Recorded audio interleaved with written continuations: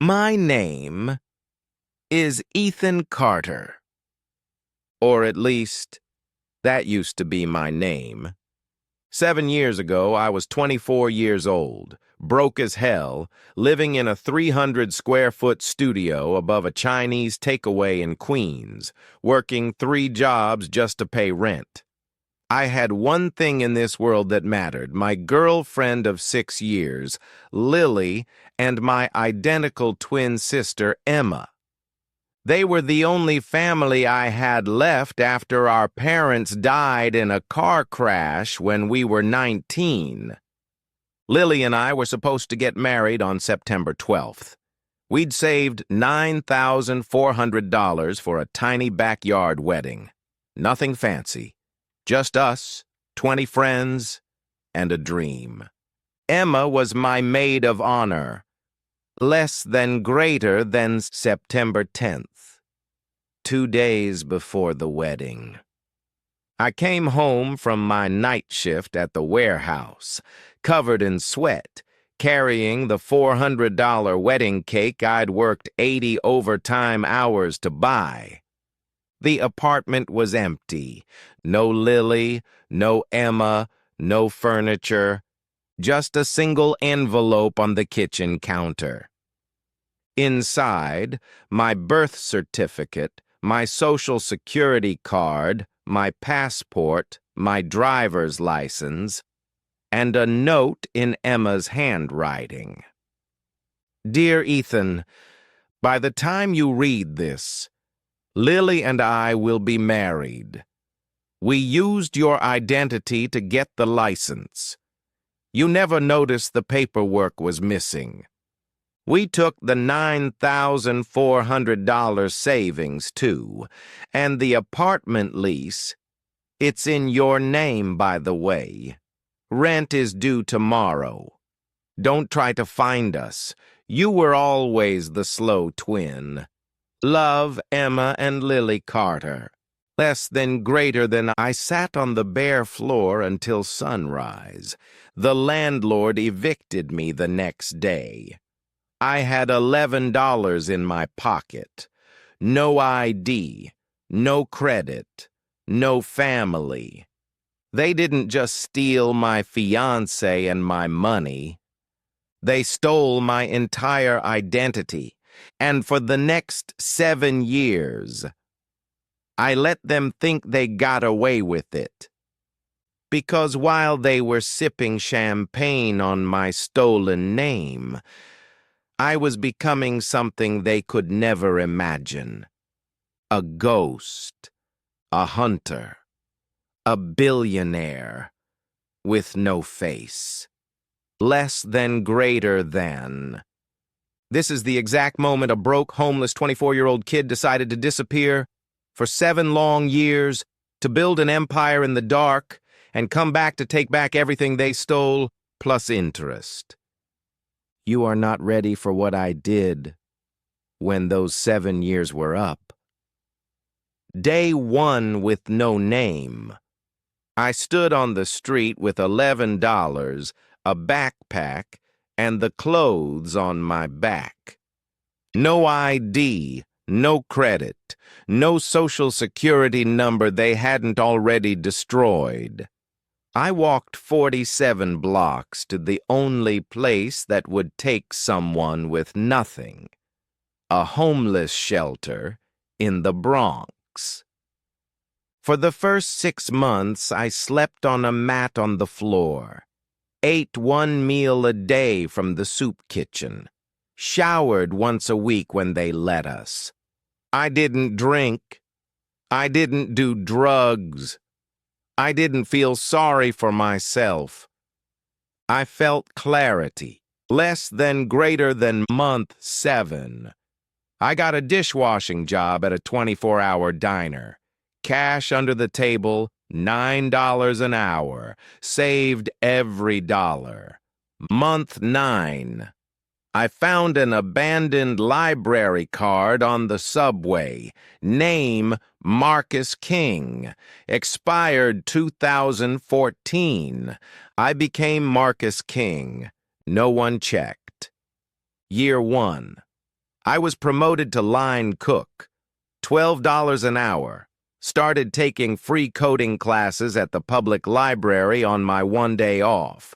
Year 2. Built my first app in the shelter basement at 3 a.m. A simple inventory tool for small restaurants. Sold it on a forum for $42,000 cash. All Bitcoin. I disappeared again. Less than greater than year 3. Lived in a $400 a month room in Harlem. No heat, no windows. Coded 18 hours a day. Built an AI that predicted restaurant supply shortages. Sold it to a Silicon Valley VC for $1.8 million. All offshore, all untraceable. Year 4. Started buying distressed commercial real estate in Detroit, Cleveland, Buffalo, cities everyone else forgot. I bought entire blocks for pennies on the dollar, renovated them with veteran crews I paid in cash, rented to Section 8 families at market rate. Cash flow, $180,000 a month. Net worth, $28 million. Still no name on paper. Year 5.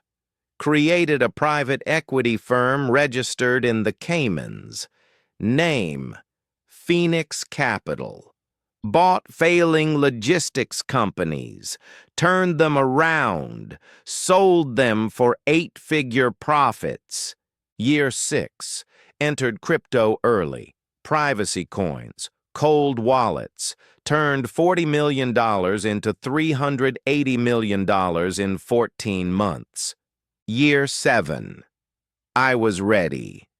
Net worth, $614 million, all hidden behind 83 layers of shell companies, trusts, and offshore entities. No one knew Marcus King existed. No one knew Ethan Carter was alive. And Emma and Lily, they were living my old life. Only better.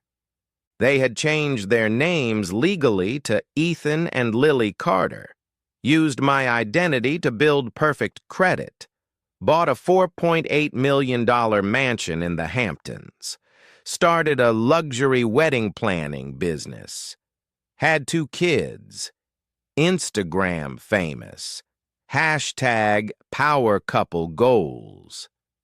They even wrote a book, How We Built Our Dream Life from Nothing. It became a New York Times bestseller, less than greater than they thought they had won. They had no idea the man whose life they stole had spent 7 years in the dark, becoming rich enough to buy their entire world 1,000 times over. And on the exact 7th anniversary of the day they took everything from me, I came back, not as Ethan Carter, not as Marcus King, but as the man who owned their past, present, and future. September 12th, 2024.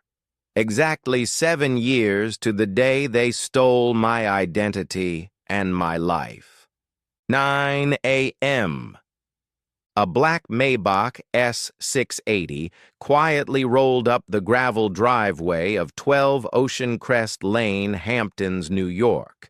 $4.8 million mansion. White marble. Infinity pool. 6 bedrooms. Ocean view. Registered owner on paper, Ethan Carter. My name. Less than greater than I stepped out in a $42,000 charcoal Brioni suit. No tie, no watch.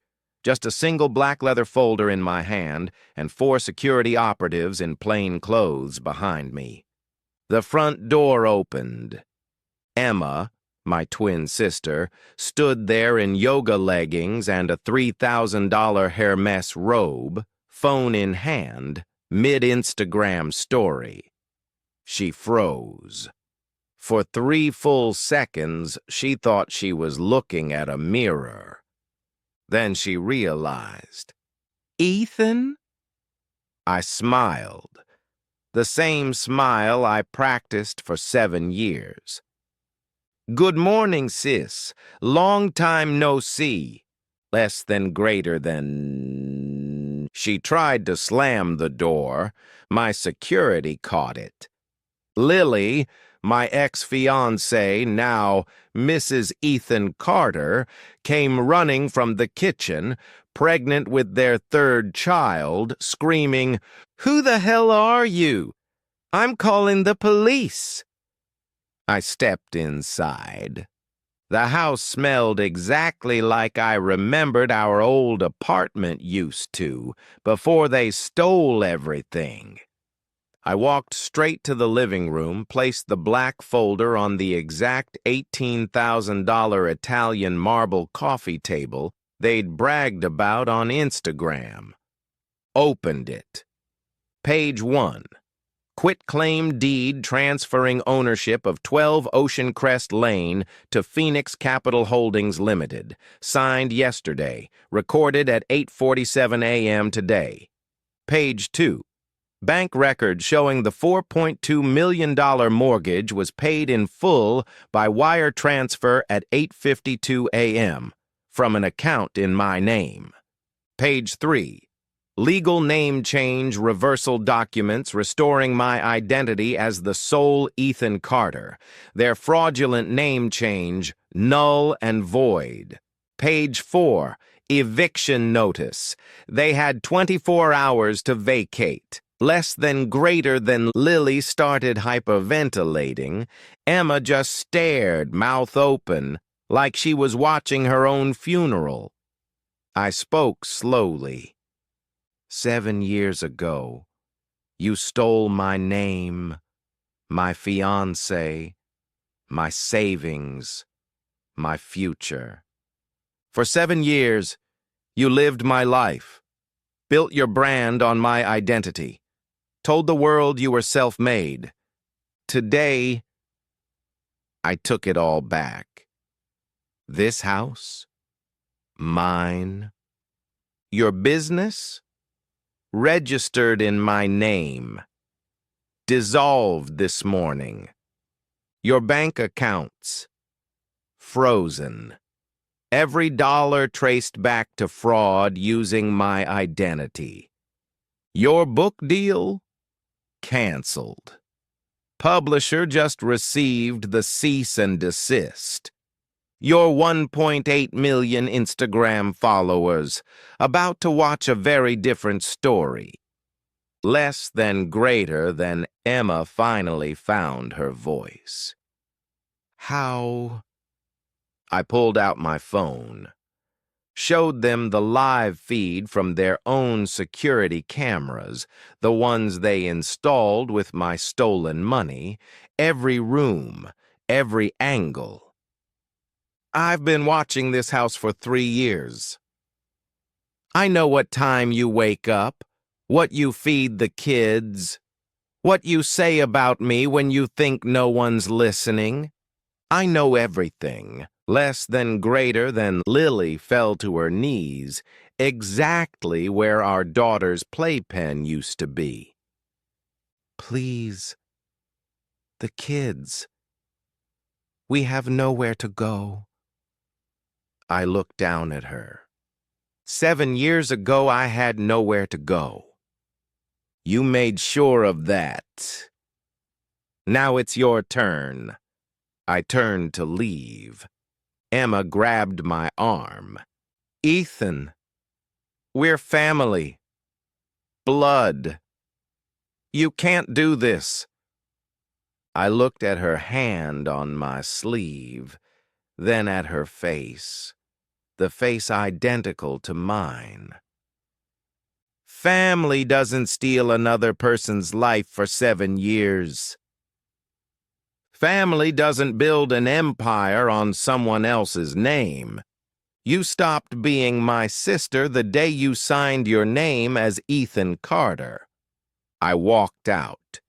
closed the door, locked it from the outside with my new key.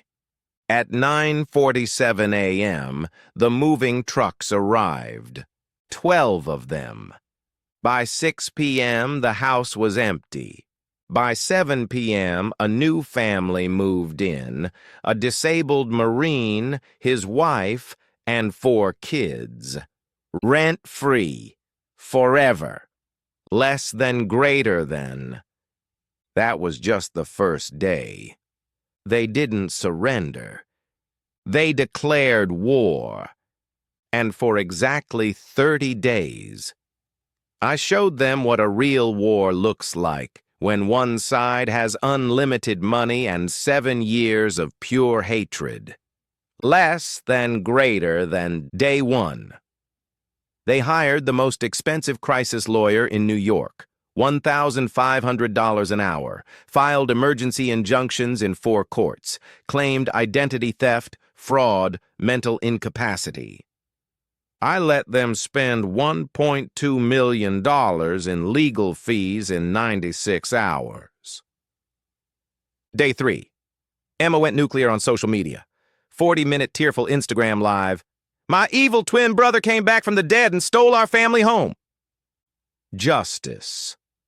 For Emma went viral. Celebrities reposted. 1.8 million views in 12 hours. I waited exactly 11 hours and 11 minutes. Then I uploaded a single 47-second video to the same platform.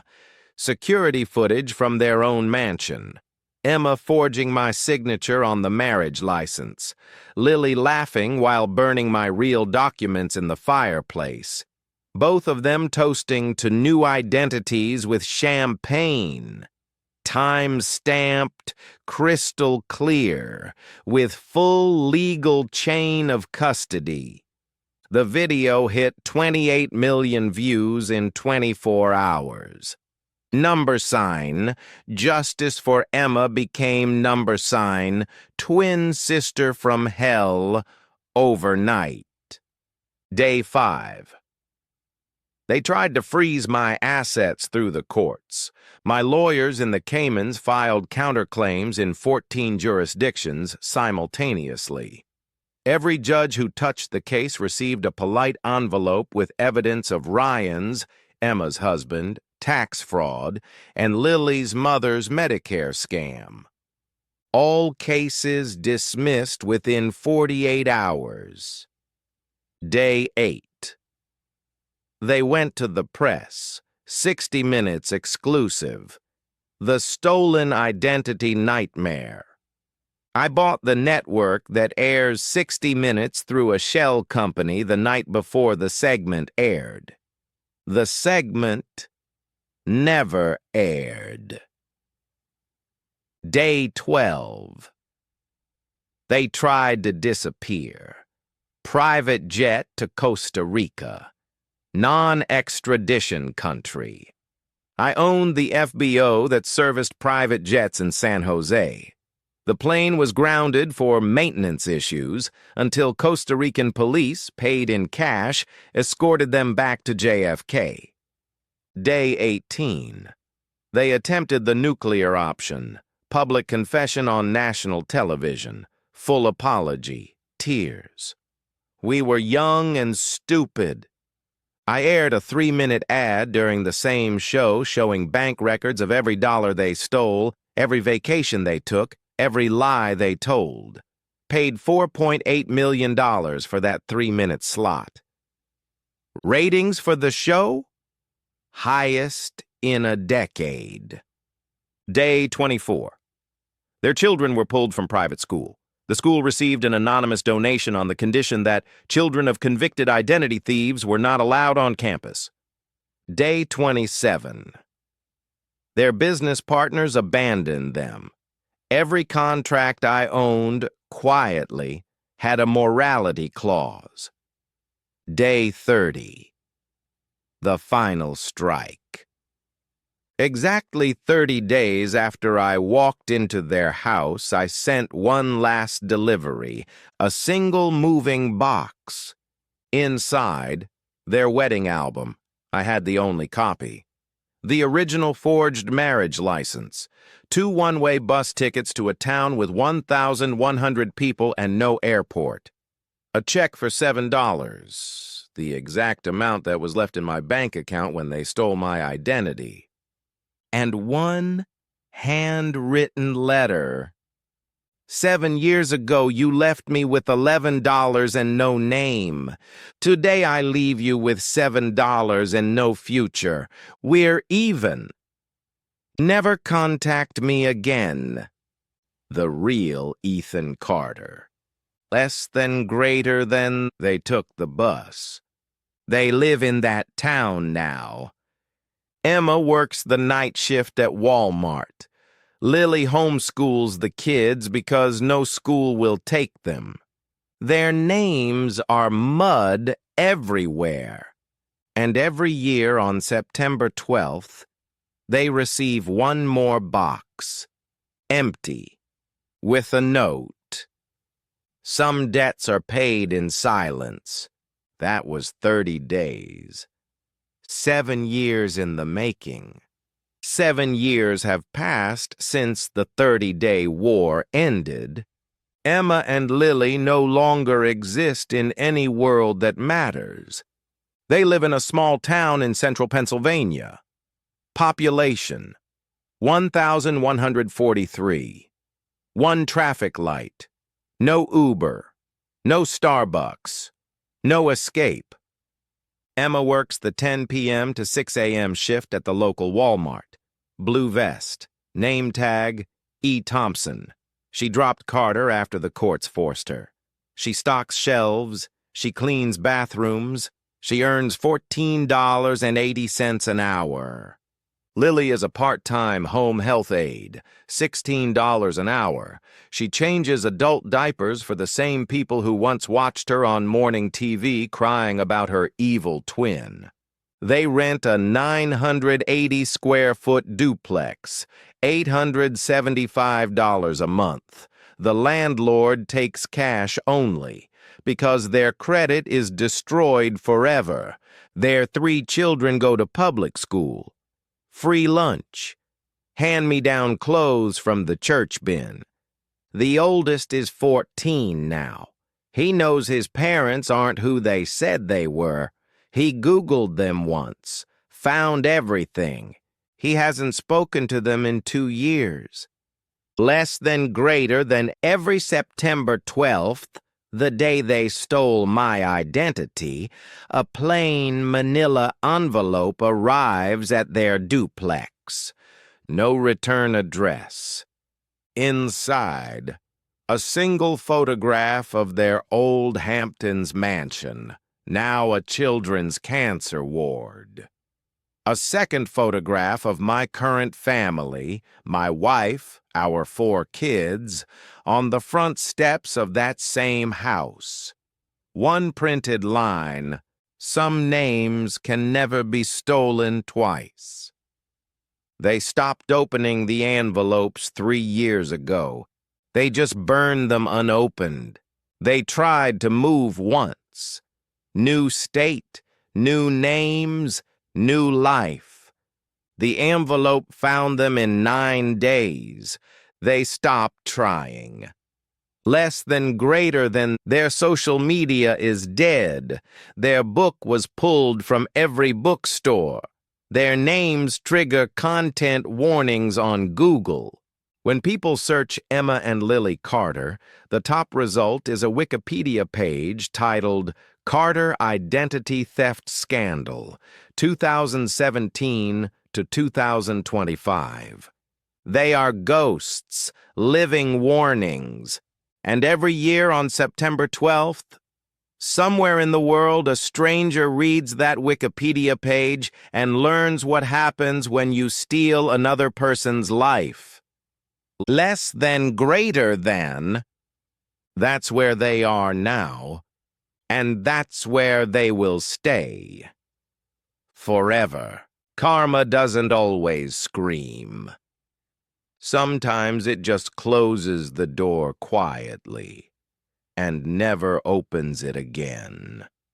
Today, I am 41 years old. Net worth, $1.38 billion and growing. I own 42 companies across 4 continents, 3 private jets. One is a converted C-130 for humanitarian missions, 8 homes, but I only ever sleep in one. And the world's largest anonymous charitable foundation for identity theft victims. But none of that is what gets me out of bed every morning. What gets me out of bed is her. Her name is Dr. Valentina Rossi, former Médecins Sans Frontières trauma surgeon. She spent 10 years saving children in war zones while I was building my empire in the shadows. We met 4 years ago at a charity gala I hosted anonymously. I was in a tux, no name tag. She was in a simple black dress, no jewelry, eyes that had seen too much death and still chose to believe in life. She walked straight up to me and said, "You're the ghost who's been funding half the refugee hospitals in Syria. I've been looking for you." I laughed for the first time in 7 years.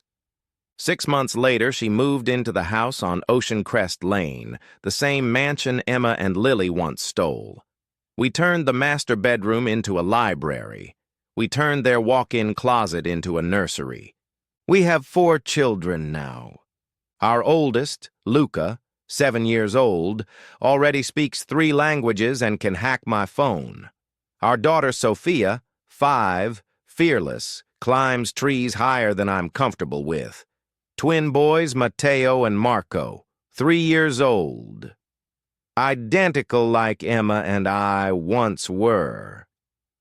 But they will never know what it's like to betray family. Every morning I wake up to the sound of their laughter echoing through the same halls where Emma once planned her perfect stolen life. Every night Valentina falls asleep with her head on my chest, her old dog tags from the war, and the original wedding ring I never gave Lily hanging on the same chain around my neck. Less than greater than we turned the entire Hamptons estate into a foundation campus. Identity theft survivors live there rent-free. They heal. They rebuild. They become who they were meant to be. Every September 12th, we throw the biggest party on the East Coast. Military bands, fireworks over the ocean, hundreds of survivors and their families. At exactly 1917, the minute my old wedding was supposed to start, I stand on the exact spot where the altar once stood, raise a glass of 1961 Latour, and toast to the names they tried to erase and to the lives we built anyway. That's my life now. Not revenge, redemption, not destruction, creation. I didn't just take back what was stolen. I multiplied it 1,000 times and gave it to people who truly deserved it. Every year, on September 12th at exactly 1917, after the fireworks are over and the last guest has gone home, I do one last thing. I walk alone to the small private dock behind the house, the same dock where Emma and Lily once took their engagement photos, pretending to be me and my future wife. I sit on the edge, feet in the water, and I open a small mahogany box I built myself. Inside are 3 things. 1. The original wedding invitation from 2017, still perfect, never sent. 2.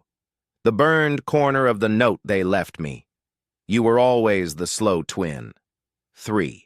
A single sealed envelope. Every year I write a new letter, by hand, on the same heavy cream paper.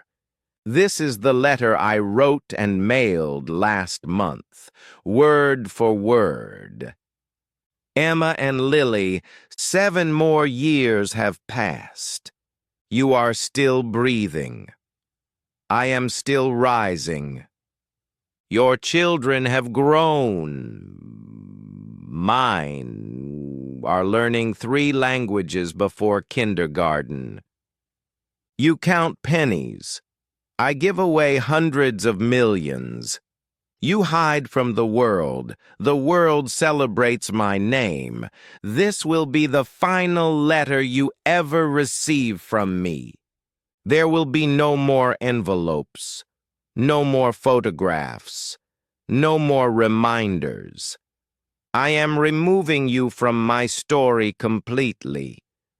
Not out of mercy, not out of forgiveness, but because you no longer deserve even the tiny space you occupy in the back of my mind.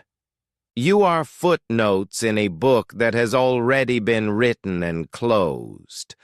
Live whatever is left of your lives.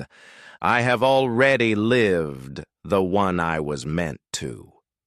The man you tried to erase became the man who erased you. Goodbye forever. Ethan Carter, the one who actually existed. Less than greater than. I sealed the envelope, walked to the end of the dock, and instead of mailing it, I lit a match. I watched the paper burn until the flames reached my fingers. Then I let the ashes fall into the ocean. Because some endings don't need witnesses. Less than greater than. That was the last time their names were ever spoken aloud in my house. So if you're still here, 70 minutes into this story, and someone once told you you'd never be anything, that you weren't smart enough, rich enough, strong enough, worthy enough, look at me. From homeless, nameless, broken, to a billionaire who took back his name, his future, and gave it all away to people who deserved it. You don't need to destroy your enemies. You just need to outgrow them so completely that one day they look up from whatever hole they're in and realize the sun they're staring at is the same one they once tried to extinguish.